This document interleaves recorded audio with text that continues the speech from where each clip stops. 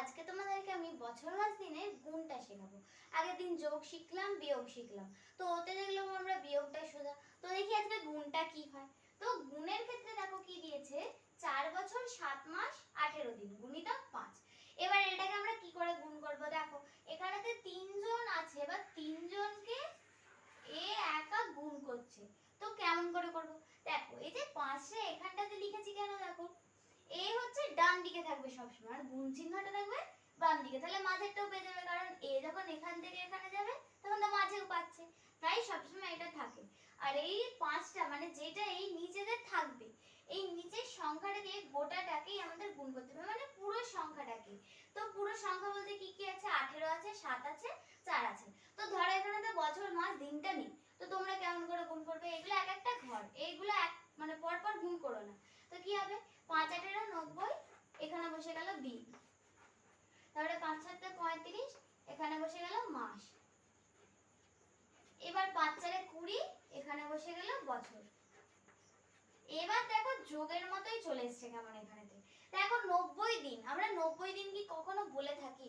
হ্যাঁ বলি, কিন্তু আমরা সাধারণত বলি মাসেতে। আবার 35 মাস এই কথাটা কখনোই বলি না।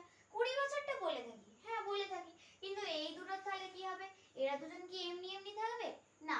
তখন কি হবে, দেখো এই সেই বছর মাস দিনে যেমন যোগ হচ্ছিল, তেমন যোগের মতোই আমাদেরকে এই দিনটাকে মাসে, মাসটাকে বছরে, এরকম করে কনভার্ট করে নিতে হবে।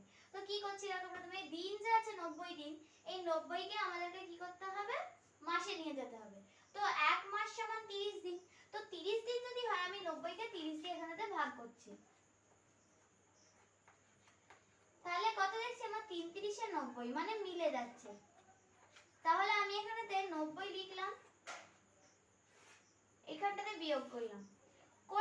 এবার দেখো এখানেতে যে 90 আছে, আমরা তো এখানে এক যোগ করতে পারবো না, কারণ দেখো দিন যে আছে সেটা পুরোটাই দিয়ে দিচ্ছে। তাহলে এখানেতে যে কি হবে, 90 আমাদের এখানেতে কত বেরিয়েছিল, 3। সবসময় মনে রাখবে, তোমরা যখন 30 দিয়ে সংখ্যাটাকে ভাগ করছো, যেটা তোমাদের ভাগফল বের হচ্ছে, ওই ভাগফলটা সবসময় মাসের সাথে যোগ হয়ে যাবে। তাহলে এখানেতে কত হলো, 38 মাস। এবার দেখো কি করে মনে রাখবে যে কত দিন হয়েছে, শেষে ভাগশেষ যত থাকবে সেইটাই হয়ে যাবে আমাদের দিন, মানে লাস্টেরটা এখানটাতে। তাহলে কত হলো, 0 দিন হলো। এবার দেখো বাকিটাও বসে গেল, কিন্তু আমরা কি 38 মাস কখনো বলে থাকি? বলি না। তো 38 মাসটাকে আমরা কি করতে পারি, এটাকে আবার আমাদের কি করতে হবে, 12 দিয়ে ভাগ করে নিতে হবে। তো 12 দিয়ে ভাগ করছি 38 কে, তাহলে কত হচ্ছে, 3 12 36, 2 পড়ে থাকছে। তাহলে এখানেতে আমাদের যত বের হবে এখানেতে তত, মানে ভাগফলে যত বের হবে তত যোগ হবে, আর যত বিয়োগ হলো, এই যে যত বিয়োগ হলো ওই সংখ্যাটা মাসের সঙ্গে বিয়োগ হয়ে যাবে। আর এই যে বাকি যেটা পড়ে থাকবে সেইটা আমাদের শেষে থাকবে। দেখো তাহলে কত হলো, 23 বছর 2 মাস।